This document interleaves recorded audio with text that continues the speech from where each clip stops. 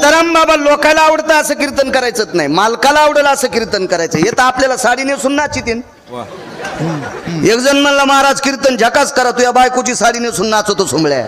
कीर्तनात झकास विषय असतो का? कीर्तनात जो सटाक्या सांगील त्या भडव्याला यम लाल होऊस तर हानील, आणि याला जो कोणी पाकिट देईल त्याही हरामखोराला नरकात टाकील. विठाला विठाला. हे काही लोकायला वाटतं मी पूजा करतो पूजा करतो. आमची इथं एक बाई 1.5 घंटा हरिपाठ वाचित होती आणि सासूला भाकर देत नव्हती. तिच्या अंगावर झोपीत भिताड पडलं. हो, 7-8 जण खोरे घेऊन गेले तर तंगड एकाच्या हातात आलं, झिपऱ्या एकाच्या हातात आल्या, 2-3 तुकडे झाले तिचे. आणि 1.5 घंटा हरिपाठ वाचत होती आणि सासूला नाही, आणि सासूची संपत्ती चट तुपात बुडून खात होती. हो, ती मेल्यावर 9 बाया मेल्या, दिवस झाला नाही तिचा, इतकी नालायक होती. काय करायची असली माणसं देव करीत. एका माणसाचं पोरग पंढरपूरला बिना चप्पलचं जात होतं, आणि तिथून आल्यावर त्या चप्पलानं म्हातारीला हानीत होतं. चंद्रभागेत खड्डा करून जरी याला पुरलं या भडव्याला, तरी याला मोक्ष मिळेल का? फार सोपं परमार्थ आहे. जिच्या कपाळावर कुंकू येते, कोणाच महाराजाच्या पाया पडायचं नाही, रोज सकाळी नवऱ्याच्या एकदा पडायचं. जी बाई कीर्तनाला येताना नवऱ्याच्या पाया पडून येते, तिला कोटी महाराजाचं दर्शन घेतल्याचं पुण्य प्राप्त होते. आणि नवऱ्याच्या पडत नाही, महाराजाच्या पडती, तिच्या पापानं महाराज धोत्रा सगळं जळण. गळ्यात शपथ खोटं सांगत नाही मी. तरी आज काहीच बोललो नाही. आज जिबेल लय काटा लावलाय परिसरातले. नाही गिरगावकर धुपण आहे. विढाला विढाला. एक दिवशी आमच्या गावाकडे गेलो मी. माझं वय लहान असलं पण नात्याने एक पोरगी आमची सून लागत होती. मोठा वाडा आहे जरा. ती आली, दर्शन घेतलं. तिच्याला म्हणलं बस न ग. नको म्हणे महाराज. आम्ही ज्याच्याकडे बसलो त्यानं चहा केला, तिला दिला, पण तिने उभ्यानच घेतला. पण माझ्याकडे पाठ केली आणि भितडाकडे तोंड करून घेतला तिनं. जुन्या काळातल्या बायका जर जपत होत्या, तिला माहिती नाही लई गिने, त्याच्यामुळे तिने माझ्याकडे पाठ केली आणि भिंतीकडे तोंड करून घेतला. तितकी जपली. मी काही बोललो नाही. पण ज्यांच्याकडे बसलो त्यांना विचारलं, म्हणलं जीजी ती उभ्यान कस काय चहा पिली? नाही, तिला आज खडा मंगळवार आहे. म्हणलं खडा मंगळवार म्हणजे सूर्य मावळूस तर खाली बसायचंच नाही. हे कोण्या महाराजांनी सांगितलं? ते हरामखोरानं आहे का शास्त्रात, पुराणात, वेदात, गाथ्यात, ज्ञानेश्वरीत? याची भंगिरी उपास धरता काय बी. पिपाणी व्रत तुम्हाला नसेल सीताराम बाबा. तुम्हाला काय माहिती मागणं पुढं फुफुटा उड. तुम्हाला पिपाणी व्रत, जर पुढची पाणी पी म्हणली तर प्याचं. मरून जाताना मरून असे उपास नकोय. चला, सर्वात मोठी साधना आपल्या घरातल्या लोकांना जोपासण्यात आहे. पूर्वीच्या काळातले श्रीमंत माणसं गरिबाला सुद्धा आदरानं बोलत होते. आता जरा जोरा पैसे झाले ना, ह्या भडव्याच्या जीवाला आंबत्यात. ज्या बाईच्या गळ्यात जास्त दागिने आहेत का, ती द्वारकाबाईला, काशीबाईला, अंतिकाबाईला अंतिकी म्हणीन, चंपाबाईला चंपी म्हणीन. त्या गळ्यातल्या एकदानीमुळं, जरशा दागिन्यामुळं. आणि 2-3 महिन्याला नवऱ्यानं पुन्हा सोनाराची तर कोचलेन खताच्या थैल्या आणल्या, घेतल्या घागरमाळा काढून. हे असं जरा जुरा आलं ना, असे कोणाला कोपर खेळ्याने हाणल्या पाहिजे. जरा हिशोबात राहिलं पाहिजे. श्रुती म्हणजे तुमच्या आमच्या गोठ्यातलं शेण चोरणारी बाई नाही. श्रुती म्हणजे शेजारीन उठायच्या आधीच फुलं तोडून महादेवाला वाहणारी नाही, दुसरीचे फुलं. ही शेपुडीचा अवतार. त्या बाईन झाड लावलं, पाणी घातलं, आणि ही सकाळी 4ला उठली आणि तिचे फुलं वरबाडीन महादेवाच्या अंगावर टाकले. माई पूजा झाली. चोर सोसायटीच्या अध्यक्षेन बाई तू. तर दुसऱ्याचे फुलं चोरून वाहिले ना. तू पाणी घातलं नाही, झाड लावलं नाही, तिचे चोरून. अशी नाही श्रुती. 1-2 भाषा ज्याला येतात का, ते बाहेर गावी नोकरीला असल्यावर, गावात आल्यावर रानात काम करणाऱ्याला इंग्रजीत बोलत आहेत. आणायला पाहिजे. अरे तू ते आहे ना, एकाच वड्याचं वाण्यारावानी वाकून पाणी पिलंस, आणि तू आता काल परवा एखाद्या शहरात राहिल्यावर गावातल्या लोकांना इंग्रजीत बोलतो. मूर्खपणाचं टोक आहे ना. माझ्यासोबत एक शिकलं, BA झालं, त्याला 72,000 पगार आहे. गावाकडे आलं की लगेच good morning, evening, good night असं म्हणत होतं. मला काही कळत नव्हतं, मी 7वी शिकेल होतो, एवढं काही ज्ञान नव्हतं. पण त्याला मी सांगितलं तुला पगार किती आहे? 72,000. 71,000ची पेत होतं महिन्याला. आणि ते 1000 रुपये काढता येत नाहीत म्हणून खात्यावर ठेवत होते. आणि हत्ती रस्त्यानं चालला सीताराम बाबा 7-8 कुत्रे भुकू लागले. हत्तीला 7-8 कुत्रे भुकू लागले आणि हत्तीच्या मस्तकावर चिमणी बसली आणि ती चिमणी हत्तीला म्हणली, दादा तू कसा येड्यावानी वागवतो रे, पाय ना तुला किती भुकायलेत. तर हत्ती म्हणला, जीजी चिमणीला हत्ती म्हणला, जीजी तू काय ताण घेऊ नको. बाप्पा कसा ताण घेऊ, वाव वाव वाव वावच करायले, त्याचे दात पाय ना, काय कुत्रे भुकायलेत तुला. ते म्हणला, जीजी तुला एक सांगू का, हे नुसते भुकत येत, याच्यातलं एकही मला डसत नाही. काऊन रे बाप्पा. जीजी हे मला डसलं ना, माझी त्वचा इतकी कडक आहे, यायचे दात माझ्या त्वचात अडकत येत आणि हे बोचरे होऊन घरी जातात. भुंकोनिया स्वान लागे हत्ती पाठी. मालक सांगतात, मालक होऊन हिमपुटी दुःख पावे. किती जरी कुत्रे हत्तीला भुकले तरी ते व्याकुळ होऊन बोंबलत घरी जाते.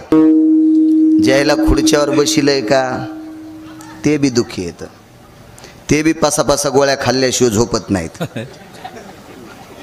हो, त्याला सुद्धा सुख नाही. ते आता चंद्रावर असले की त्याला वाटते उद्या मी मंगळावर जावा, म्हणजे पुढची साखळी त्यानं पकडलेलीच आहे. ते काही सुखी नाहीत. म्हणजे राजाही दुखी आहे आणि प्रजा तर मग पहिलीच ती एका फांदीवर बसतच नाही. प्रजाही दुःखी, राजाही दुःखी आहे. ज्यानं सृष्टी निर्माण केली तोही दुःखी आहे. जगी सर्वायसा कोण सुखी आहे, विचारी मना तुझी शोधोनी पाय. चारवाक फार हरामखोर असतात, भडवी असतात, नालायक असतात, बुजदिल असतात. या चारवाकांनी प्रश्न केला नामदेवरायला, महाराज संसारिक माणसांना काही गोष्टीची प्राप्ती असल्याच्या नंतर सुख प्राप्त होतंय का. नामदेवरायांनी सांगितलं, अद्याप नाही. नाही, त्या सुखासाठी त्या ब्रह्मांडाच्या मालकाचं मुखच बघावं लागेल तर ते सुख प्राप्त होईल. चारवाक कोणाला म्हणायचं माहितीये का, ही भंगिरी आपल्याच जन्माला येतात हरामखोर, आपल्यासारखी राहतात, आपलंच खातात आणि आपलीच वाभरे काढतात. ह्या भडव्यांना चारवाक म्हणत असतात. विठाला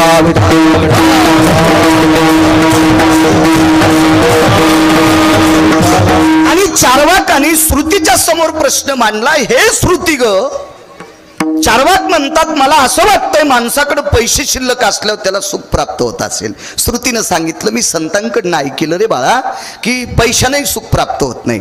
पैशानं जर सुख प्राप्त झालं असतं तर रावण सुखी झाला असता. रावणाची एक चौकट ऐकल्यावर 13 बाऱ्या खासदार होता येते. कोणाची मायविली त्याच्या विरोधात फॉर्म भरायला. एक चौकट, अशा 7 कोटी चौकटी होत्या त्याच्याकडे, 7 कोटी. त्याला 80,000 बायका होत्या. आपल्या बायकासारखी नाही, पाहती कवाडाकडून चलती भितडाकडं. 80 सहस्र सुंदरा कामिनी माझी मुख्य राणी मंदोदरी. हुशार बायका 80,000. 1,00,000 पोरं, 1,25,000 नातू, 80,000 सासरे. सासा नाहीच सांगता येणार, कारण जावायना 80,000 बायका केल्या म्हणल्यावर सासरा 11 तर करीन ना. कवाच रावण उभा राहिल्यावर पडत नव्हता. एवढा श्रीमंत पण नाही पैशानं सुख भेटलं. तर आपली श्रीमंती म्हणजे शेळीचं शेपूट आहे. आपल्याकडचे पैसे म्हणजे शेळीचं शेपूट आहे. माझ्या सगट इथं बसलेला एकही माणूस रावणाचे बुट उचलायच्या पण लायकीचा नव्हता. मी पण आलो बरं का त्याच्यात. तुम्हाला म्हणल्यावर जरा राग येईल, मी पण त्याच्यात आलो. एवढा श्रीमंत रावण. आपली तर श्रीमंती शेळीचं शेपूट आहे. शेळीची शेपूट किती जरी हल्ली सीताराम बाबा तरी पाठीवरली माशी उठत नाही, ती तर जातच नाही ती. आपली श्रीमंती म्हणजे शेळीचं शेपूट आहे. मग ज्याच्याकडे एवढी श्रीमंती असताना 2:18 पंढरपुरातल्या मालकांनी पाला खाणाऱ्या वानराच्या हाताने आपटू आपटू हाणलाय, तर आपल्याकडे टोपलं भर पैसे असल्यावर सुख मिळेल. मला असं वाटतंय गोळ्या संपल्याचं लक्षण आहे. विठाला विठाला.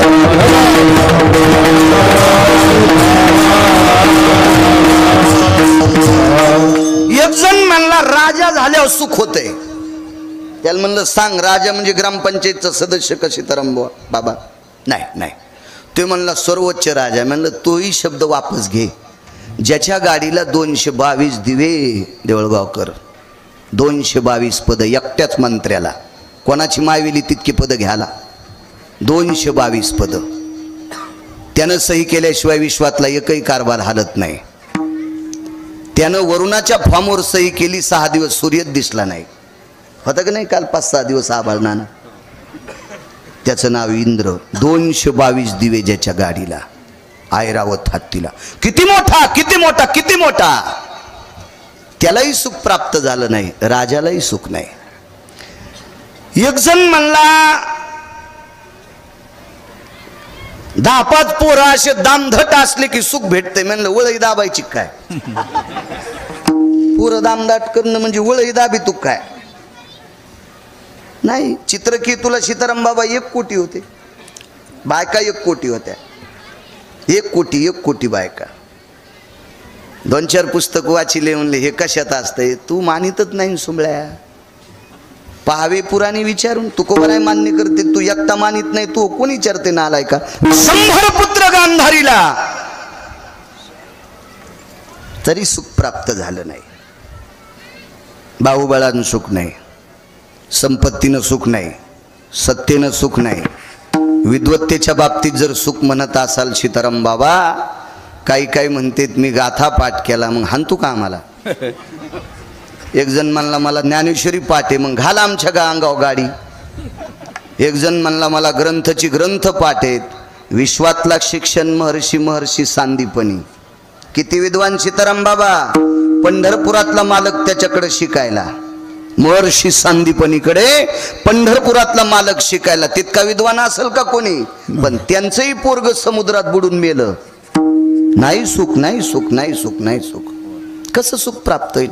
सुखच जर पाहायचं असेल तर ते फक्त ब्रह्मांडाच्या मालकाचं मुख बघितल्याच्या नंतर सुख प्राप्त होते. आता ज्ञानाच्या बाबतीत जर विचार केला तर ज्ञानोबरायासारखा ज्ञानी विश्वात कोणी नाही. ज्ञानियांचे राजे आहेत, योग्यांची माऊली आहेत, साधकांचे मायबाप आहेत. किती ज्ञानोबराय विद्वान, किती विद्वान, किती. भाषा तर 56 येत होत्या. म्हणजे ह्या विद्वत्तेच्या बाबतीतही काही हळहळ करायची नाही. ज्ञानोबरायासारखा विद्वान नाही. भाषा 56 येत होत्या. तरी पण ज्ञानोबरायांनी सुखाच्या बाबतीत जर कल्पना सांगायची ठरली, रूप पाहता लोचनी सुख झाले हो साजनी. माऊली महावैष्णव ज्ञानोबराय साजनी म्हणजे बुद्धीला म्हणतात, हे बुद्धी माते, विश्वात मी नाना प्रकारचं सृष्टी सौंदर्य पाहलं ग. पण त्या मालकाचं मुख बघितल्याच्या नंतर जितकं सुख प्राप्त झालं तितकं कुठंच सुख नाही. सुख झाले हो साजनी म्हणजे विटेवरच्या मालकाचं रूप बघितल्यावर सुख प्राप्त होते. पाहिली या वेध लावी बैशे जीवी जडोनी.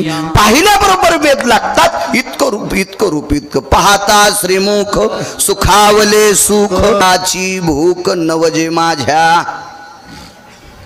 मुख बघितल्याच्या नंतर सुख सुद्धा सुखावते. इतकी त्या मुखात ताकद आहे. श्रुती फार हुशार आहे. श्रुती कोण? महाराज वेदही जिचं ऐकल्याच्या नंतर स्तब्ध होते तिला श्रुती म्हणतात. आणि त्या श्रुतीनं प्रश्न केला, नामदेवराय एवढ्या ठामपणानं तुम्ही सांगता की त्या विश्वाच्या मालकाचं मुख बघितल्याच्या नंतर दुःख जाते, असं का का का का कशावर कशावर? ऐका त्या रूपात किती ताकद आहे. एक पोरग झोपलेले. सीताराम बाबा आईनं उठिलं उठत नाही, बापानं उठिलं उठत नाही, बहिणीनं उठिलं उठत नाही, भावानं उठिलं उठत नाही, शेजाऱ्या पाजाऱ्यानं आवाज द्यायला उठत नाही. झोपलेलं नाही, पांघरून घेतल्या अंगावर. वडिलाचा चेहरा नाराज झाला. दुःखाची निवृत्ती सांगतोय. काय ताकद आहे त्या मुखात. बाप एकाकडे कामाला होता. ज्याच्याकडे कामाला होता तो मालकही चांगला होता. चांगला मालक होता. आदलीचं बूट बाहेरून ठोकून जेवारी देणार नव्हता. चांगला मालक. पाहिलं रावसाहेब जी आदरान बोलत होते बरं माणसं. फार हुशार होती श्रुती. मालकाने आवाज दिला, रावसाहेब जी 2 दिवस झालं चेहरा पडलाय तुमचा. जी मालक. काय झालं? मुलगा 2 दिवस झालं उठत नाही. वैकुंठवासी माधव महाराज मगर सूरज खेडकर सांगायचे, त्या काळातला 500 एकरचा मालक, काठी टेकीत टेकीत कुरकुर वाजणारा बूट, आकड्याची काठी, समल्याचा पटका, भारदस्त माणूस वजनदार गड्याच्या घरी गेला. आवाज दिला, रामभाऊ जी, कुठे आहे मुलगा? एवढी मोठी व्यक्ती आपल्या घरी आल्याबरोबर हादरली माणसं. झोपलेला आहे. आवाज दिला, उठत नव्हतं पण स्पुंदून रडत होतं. मानेखाली हात घातले. अरे काय, कशा करता रडतोस तू? काय का? दुःखाची निवृत्ती सांगतोय. रूपात ताकद पा किती. लाल बुंद डोळे झाले होते. रडून रडून पापण्याच्या कडा लाल झालत्या. काय झालं रे? काय? काही नाही. मागच्या महिन्यात तुमच्या नातवाचं लग्न पाहिलं. त्या दिवसपासून माझ्या लक्षात आलं की माझं लग्न होत नाही. का रे? का होत नाही? पैशानं तू गरीब असशील, मी पैशानं मोठा आहे, पण माझ्या भावकीत नाहीस. मी एखाद्या पाहुण्याची पोरगी तुला देईन. नाही म्हणे, मी लग्न करण्याच्या योग्यतेचा नाही, पुरुषार्थहीन होता. पंढरपुरातल्या मालकाने त्याला जन्म दिला पण पुरुषार्थ दिला नव्हता. हे त्या दिवशी आईला कळालं, त्या दिवशी वडिलाला कळालं, त्या दिवशी भावाला कळालं, त्या दिवशी बहिणीला कळालं, त्या दिवशी नातेवाईकाला कळालं, त्या दिवशी भावकीतल्या लोकांना कळालं. प्रत्येकजण त्याच्या बाजूनं नाक वाकडं करत होता. आईच्या तोंडातून वाक्य पडलं, तुझ्यासारख्याला जन्म देण्यापेक्षा दगडाला जन्म दिला असता तरी बरं झालं असतं. बाप इतका सात्विक विचाराचा होता पण तोही बाप विरोधात गेला. त्यानं सांगितलं, काय रे आमच्या कुळात तू दूषण जन्माला आलास. भारदस्त व्यक्ती होती, त्या व्यक्तीनं सर्वांना थांबवलं. त्याच्या खांद्यावर हात टाकून त्याला स्वतःच्या घरी नेलं. सांत्वन केलं, राजा तू काही काळजी करू नकोस. बघा ना म्हणे मालक, आईसुद्धा किंमत देत नाही, वडील किंमत देत नाही, बहीणसुद्धा माझ्याकडं बघना, भाऊसुद्धा मला नीट बोलना, मित्र तर फार लांबची लोक आहेत, कोण बोलणार आहे मला, तू काय काळजी करू नको. अरे जी लोक तुला मानित नाहीत का, हे एके दिवशी मरणार आहेत. हे मरके ते मरके ते मरके हे जळणार आहे एके दिवशी 10-5 क्विंटल सरपणात. अरे ज्यानं तुला निर्माण केलंय त्यानं तुला मानावा. मी सांगतोय असं काम कर. काय करावं लागेल? आज सप्तमी आहे, आपल्याला निघायचंय. आणि सप्तमीच्या दिवशी त्या मुलाला सोबत घेतलं. सोप्या वाक्यात सांगतो, तो मुलगा तृतीयपंथी होता. याच्याही पलीकडे कळालं नसेल तर सांगतो, तो टोल नाक्यावर टाळ्या वाजविणारा होता, तो क्लिंबे होता, तो नपुसक होता. गावातील भारदस्त नामनिष्ठ साधक सदाचारी पुण्यशील पावन वारकरी संप्रदायातल्या आदर्श व्यक्तीसोबत पंढरपूरला गेलेला आहे. चंद्रभागेचं स्नान केलं, पुंडलिक रायाचं दर्शन घेतलं, नगर प्रदक्षिणा केली, कळसाचं दर्शन घेतलं आणि त्या भारदस्त व्यक्तीच्या सोबत विटेवरच्या मालकाच्या मंदिरात प्रवेश केला. गरुड पारापर्यंत आले. आता गरुड पार नाही, मागेच खांदलाय. आता फक्त आपण नुसता अभंगात म्हणायचा. त्या गरुड पारापर्यंत आले आणि गरुड पारापर्यंत आल्याच्या नंतर त्या भारदस्त व्यक्तीनं त्या व्यक्तीला सांगितलं, अरे राजा तुला जीवनाचं कल्याण करायचं असेल तर याला डोळे भरून पाहे एकदा, बघ एकदा डोळे भरून याच्याकडे बघ बघ. प्रसन्न अंतकरणाने पाहिलं. तुम्हाला एक सांगू का, देव पाहण्यासाठी अंतकरण शुद्ध लागतंय.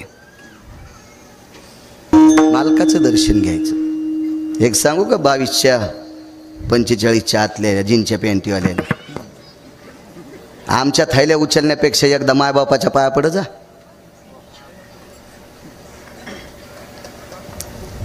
कारण तितका आशीर्वाद जगात कोणाचाच नाही. महाराज स्वतंत्र नाही पंढरपुरातला मालक तुमचं आमचं कल्याण करायला. नाही, पंढरपुरातला मालक बायोडाटा पाहतो सीताराम बाबा, आणि पंढरपुरातला मालक चित्रगुप्ताला इथून विचारून बायोडाटा बघतो आणि त्या बायोडाट्यात एकच बघतो, हे मायबापाचं दर्शन घेतो का नाही. हे किती महाराजाच्या थैल्या उचलू तू त्याच्यापेक्षा आईवडिलाचं दर्शन घेतो का नाही. त्या भडव्याला पंढरपुरातला मालक मानत नाही. शास्त्र आहे, पंढरपुरात गेल्यावर 360 तीर्थाचं स्नान घडतंय. पाहता देऊळाची पाठ आणि तीर्थे घडती 360. 360 तीर्थे असं नाही, तिथं खूप आहेत, पण पंढरपुरातल्या मालकाच्या मंदिराची पाठ भित्त बघितली की 360 तीर्थ प्राप्त होते. आणि आई वडिलाचं दर्शन घेतलं की सकल तीर्थाची धुरे आणि जे का जाण माता पितरे नैवम गांजा कसम लिखितम. हे काय गांजा फुक्यान लिहिलंय का? माय बापाचं दर्शन घेतलं की सर्व तीर्थाचं दर्शन, सर्व तीर्थाचं. इतकी ताकद आहे आई वडिलाच्या दर्शनात. फुटक्या कानाचा भाग आहे आपला भंगीरायचा ऐकतो. ज्ञानोबराय तुकोबरायचा परमार्थ म्हणजे अमृताला लाजविल इतका मोठा आहे सीताराम बाबा, तरी भंगीरायचा ऐकतो. प्रसन्न अंतकरणाने विटेवरचा मालक पाहिला. इथपर्यंत आलतो ना. प्रसन्न अंतकरणाने. मी एसटी लांबून आणतो पण बस स्टँडला नेतो, ताण घेत जाऊ नका. तुम्हाला वाटलं असेल हे घसरलं, हौदात हात घालायचाच नाही गिरगावकराच्या. विडाला असं पाय, असं पाय, पाहता पाहणे सारोनिया. असं पाय की बघायचंच काम नाही. प्रसन्नपणाने देव पाहला.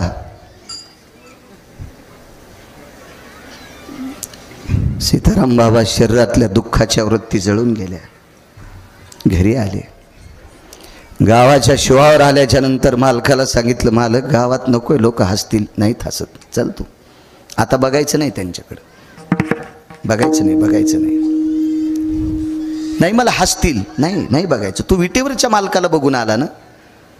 महिमेतल्या माणसानं भडव्यांचं ऐकायचं नाही, नालायकांचं बघायचं नाही, हरामखोरांचं पाहायचं नाही.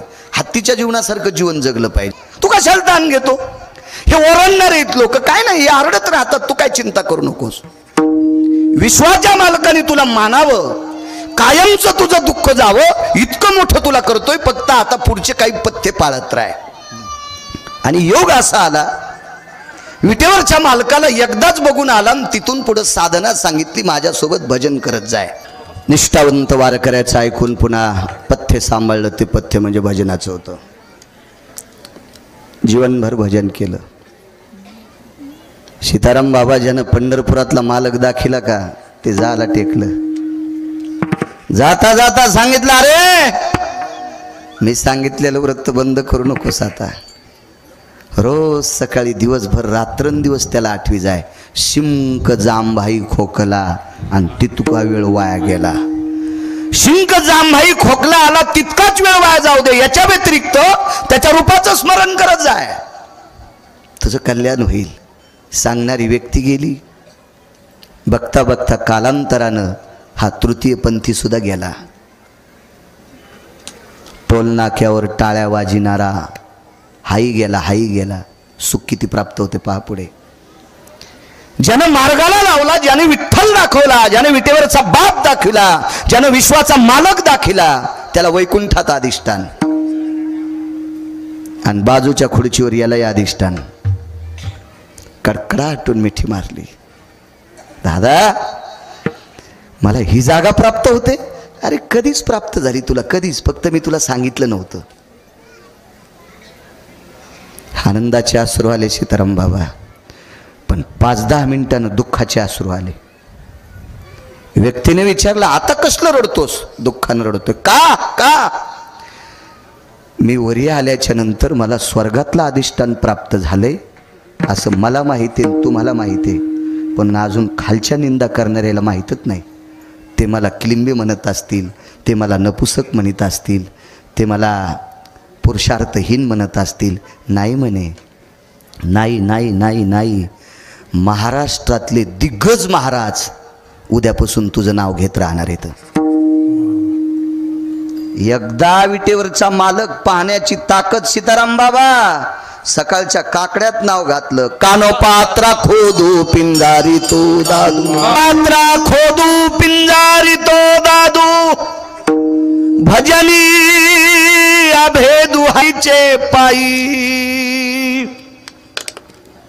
एक महाराज म्हणला, मी हा अभंग म्हणणारच नाही. पंढरपुरातला मालक म्हणला, बेट्या खालून फुकीन, खालून फुकीन, खालून. अंगीकार ज्यांचा केला नारायणे, निंदेती ही तेने वंदे केली. एकदा पंढरपुरातल्या मालकानं स्वीकारल्या, खालचे बडवे किती बोंबलू द्या. सांगा तुम्ही मान देताल? हे लोक देतील मान तृतीय पंथीला? मानताल तुम्ही त्या बिचाऱ्यांना? नाही. पण जगातला प्रचंड जरी विद्वान असेल, व्यासोक्ती भयस्थितायाम शुकाव्याप्ती ती जायते पाराशरमिद्य गत्वानाम वैष्णवा पूजजायते नाम नैवम गिरगावकर लिखितम. व्यास पाराशर सुख हे सुद्धा वैष्णवाला मानतात. कल्पना करा, तुम्हा आम्हाला किती सुख प्राप्त झालं असेल, किती फार काय झालं. आपण पोट्याला याची पिळून त्याची पिळून जर संपत्ती कमवून ठुलीन म्हातारं मेलं तर फारच झालं. पोट्ट बैठकीत खापक्या फोटो लाईन. याच्या व्यतिरिक्त काय करीन? 1-2 वर्ष मायासारख्याला बोलून बापाची पुण्यतिथी करीन. कालांतरानं हे मेल्यावर याचं पोरग पुन्हा बापाचा फोटो उकांड्यात फेकून देईल. समाध्या खांद्यात काय काय नालाय काय ना पाहिलं नाहीत का आपण? पण चंद्र सूर्य येतोपर्यंत रोज सकाळच्या भजनात त्या दादू खोदूचं नाव घेतलं जातंय. सीताराम बाबा सामान्य सुख आहे आणि सुख कशाने प्राप्त झालंय तर पहिलं कडवं दुःखाची लिवरा. जो मायबापाचा होऊ शकत नाही तो भाडवा कोणाचाच होऊ शकत नाही.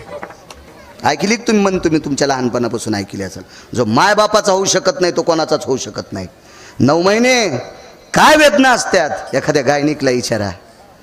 काय राजे हो, गाय अशुद्धा भय व्याप्ती नाम दुग्धा तिजा येते वाचले सकंठेश हृदया दुग्धा भयास्थित. हृदयाची व्याप्ती करून मग रक्त जाळून दूध तयार करून आपल्या बालकाला पाजते ती माय असते. आणि तिच्या विरोधात जर तू गप्पा करीत असशील, तुला मानित नसेल तर तुला महाराज काय, अरे महाराज जाळशील तू आराम करा. अवडंबरीचं नृत्य करणाऱ्या बाईची पोरगी, ज्यांच्या पॅन्टीवाल्याला अवडंबरी नाही कळणार, स्टेजवर ठेका धरणाऱ्या बाईची पोरगी, हे कळतं ना? हे कळतं? किती किंमत देताल तुम्ही? उत्तर द्यायचं नाही, फक्त ऐकत राहायचं तुम्ही. संक्रांतीच्या दिवशी ज्या बाईच्या गळ्यात जास्त दागिने तिला हळद कुंकू देत असते का आचरणात जीवन जगणाऱ्या बाईला? जी जीवन आचरणात जीवन जगते तिला हळदी कुंकू देत असते. मालकाचा पुरावा सीताराम बाबा. अति लावण्य रिकामी जागा, अरे ती सवाशिन म्हणू नये. कुंटलभर सोनं घातलंय पण चुकीचं कर्म आहे, तिला सवाशिन म्हणता येत नाही. मग मंगळसूत्र तिच्या गळ्यात लोखंडाचं असलं तरी चालेल, पण डोकं भरून पदर घेते, तिला हळदी कुंकू द्यायला पाहिजे. संप्रदायात किंमत आहे. आपल्या संप्रदायात आचरणाला फार मोठी किंमत आहे, देखाव्याला नाही. हा, सासऱ्याच्या पुढून जाताना सुनान पदर पडू द्यायचा नाही. नाही राहिला तर खेळा ठोकायचा. बारीकशे भेटतेत ना चपलाला ठोकायला. नाही तुम्ही नाहीत बोलणार आणि बोल जाऊ नका तुम्ही इतकं. मी भरलेला माणूस आहे, त्याच्याकरता आम्हाला जमते भरक्याला काय बोल. एखादा म्हणेल तुला कसं काय कळतंय, तर सुंबळ्या मी लग्न केलंय ना मला कळतंय ना. मी संसारातल्या लोकांसंग घासतोय ना, त्याच्यामुळे मला माहिती आहे. सासऱ्याच्या पुढून जाताना सुनान पदर पडू द्यायचा नाही, ही तिची आचारसंहिता. आणि सुन स्वयंपाक करताना सासऱ्यान चुलील पाय लावून शेकायचं नाही. आणि सासरा जर सुन स्वयंपाक करीत असताना चुलीला पाय लावून शेकत असल तर शहाण्या सुनानं धिलपी इकून ठोकायची, निकून काढायची, हातोड्यान ठोकायची, हातोड्यान. आचारसंहिता आपल्या संप्रदायात नेहमी नेहमी. आपल्या संप्रदायात बाबा अभंग किती पाठ आहेत त्याच्यापेक्षा आपली बायको सोडून जगात जी स्त्री दिसल तिला माय आणि बहीण म्हणत असेल तर भारतातला 1 नंबरचा महाराज. असे तर लय लोळायले तिकडे तिकडे वळचणीला. अवडंबरीचं नृत्य करणाऱ्या बाईची पोरगी पण सुंदर होती. किती सुंदर, किती सुंदर. पुराणामध्ये 222 स्त्रिया सुंदर सीताराम बाबा. इतिहासात 6 स्त्रिया सुंदर, त्याच्यापैकी 4 हिंदूकडं 2 मुसलमानाकडं. सौंदर्य कोणाच्या बापाची जहागिरी नाही. परवाला आम्ही बार्शीला श्रद्धा हॉस्पिटलच्या ओपनिंगला होतो, म्हणजे वर्धापन दिनाला, 75वा वर्धापन दिन. फार मोठं हॉस्पिटल, 2.25 एकरमध्ये आहे. त्या गायनिक होत्या मॅडम. त्या श्रद्धा मॅडमला विचारलं का हो लेकरं सुंदर होण्याचं औषध आहे का तुमच्याकडे? नाही म्हणले. नाही, जगात असा एकही डॉक्टर नाही की त्यांनी एखाद्या माऊलीला औषध दिल्याच्या नंतर लेकरं सुंदर होते. आणि असं जर झालं असतं तर डॉक्टरायला काहून हेकणे पोरं झाले. ते त्याच्या हातात असतं का? नाही नाही नाही नाही, काय नाही, तुमच्या आमच्या हातात नाही. सौंदर्य कोणाच्या बापाची जहागिरी नाही. एवढी सुंदर एवढी सुंदर एवढी सुंदर, तिच्या रूपाला आग लागली, इतकी सुंदर. आणि मग पाप्यांची दृष्टी तिच्याकडे बघत असताना पाहता श्रीमुख गोविंदाच्या रूपात ताकद किती मालकाच्या याच्यावर सांगतोय. आणि एके दिवशी ती व्याकुळ झाली. तिच्या लक्षात आलं आईचं जीवन मातीत गेलं, आपली अवस्था अशीच होईल. याच्याकरता तिनं जंगलात प्रवेश केला आणि ती जंगलात राहिली. जंगलात राहणाऱ्या 6 स्त्रिया, त्याच्यापैकी एक शबरी आणि एक ही एक, हिचं नाव आहे कानुपात्रा. जंगलात राहिली. एके दिवशी रस्त्याने त्या जंगलाच्या पायथ्यानं माऊली महावैष्णव ज्ञानोबराय, निवृत्तीदादा, सोपानदेव आणि मुक्ताई साहेब चालल्या होत्या. उंच डोंगराच्या कड्याहून तिनं पाहिलं आणि चालत नाही आली, लोटांगण घातलं तिनं. तिनं विचार केला, सूर्यनारायणाच्या बिंबाकडे पाहिलं तर सूर्याचं तेज आणि ज्ञानोबरायचं तेज सूर्याच्या तेजापेक्षा कोटीपटीनं श्रेष्ठ होतं. सूर्यनारायणाच्या तेजानं अंगाला घाम येत होता आणि ज्ञानोबरायच्या तेजानं अंतःकरणाला पाझर फुटत होता. इतकं ज्ञानोबरायचं तेज होतं. आणि तिथून लोटांगण घातलं, ज्ञानोबरायच्या पायावर आली. विचारलं, माय काय कारण आहे?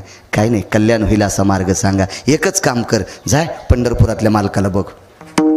धन्य कान्हो पात्रा आजी झाली भाग्याची, भेटी ज्ञान देवाची म्हणूनिया.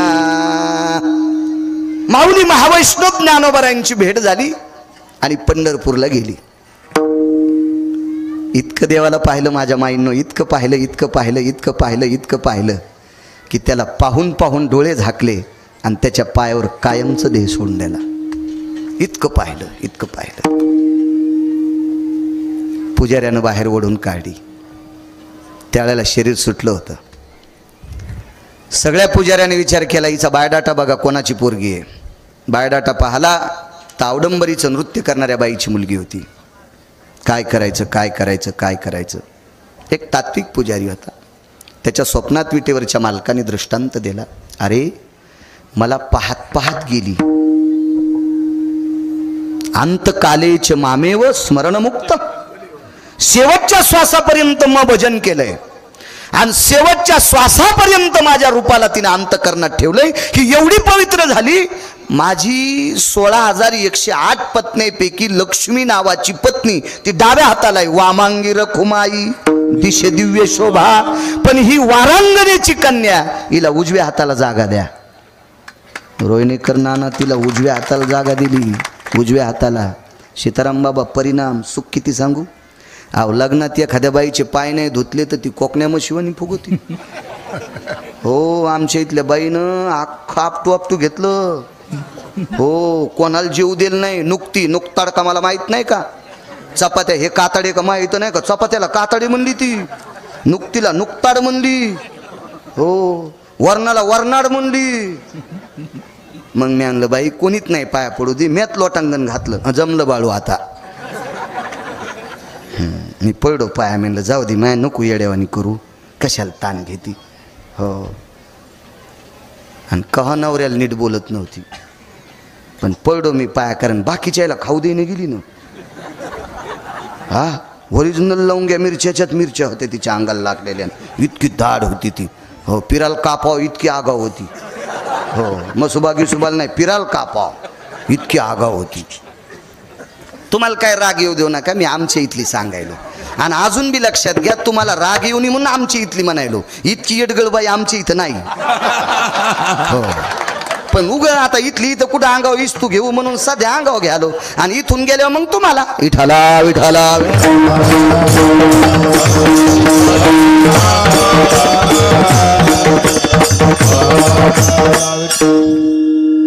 बाबा मी 250 ग्रंथ वाचलेत, गळ्यात शपथ. नवऱ्याला शिव्या देणाऱ्या पटपट ओळखितो 10-15 जणी. पण काय होतं माहिती का, ह्या गावातली ज्वारी खावा लागती त्याच्यामुळे जपतो. नाही तर फटफट नावं घेतल्याबरोबर त्यानं उठाव 2-3 ला तर अटॅक यावा. हो, अच्छा लगेच चेहरा पाहिल्यावर कळतं सासूला कोणती नीट बोलत नाही, नवऱ्याला कोणती खालीवरी बोलती. हे अशा लगे लगे लगे लगे त्या मागच्या पण 7-8 जणी कळाल्या. झोपीत अंगावर पडतील तुमच्या. झोपीत कीर्तन ऐकतात, नवऱ्याला नीट बोलत नाहीत.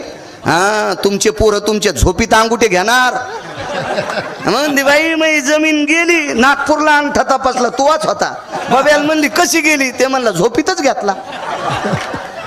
घरातल्या ज्येष्ठ लोकांचा अनादर करणाऱ्यांच्या पोटी हरामखोर अवलादी जन्माला येत असतात. विठाला विठाला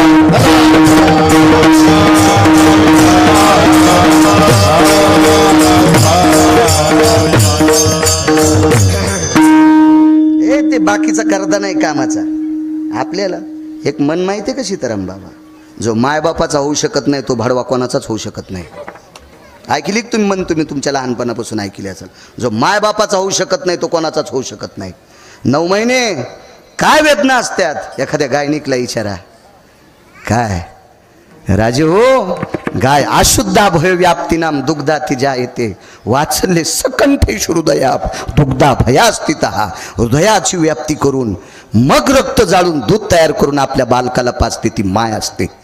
आणि तिच्या विरोधात जर तू गप्पा करीत असशील, तुला मानित नसशील तर तुला महाराज काय, अरे महाराज जाळशील तू आराम करा.